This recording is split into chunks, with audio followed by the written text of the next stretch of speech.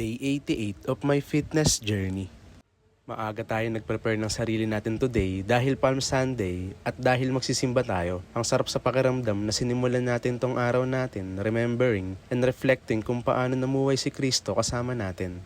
After ng misa, na-invite tayo kumain sa isang kakilala. Fiesta rin kasi dito. Pagdating naman ng hapon, nagsimba rin tayo sa seminaryo. After naman ng misa dito, nag-walking na agad tayo to hit our daily 10,000 steps. Busog tayo sa kinain natin kanina sa mga handaan sa piyesta, kaya may sapat na energy tayo para mag-walking. Hindi nga lang natin na ipakita dahil hindi tayo nakapag-video. Hindi na rin tayo nag-track ng kinain natin kanina, pero we make sure na hindi tayo kumain ng sobra and tinansya natin na pasok pa rin ito sa calorie intake natin.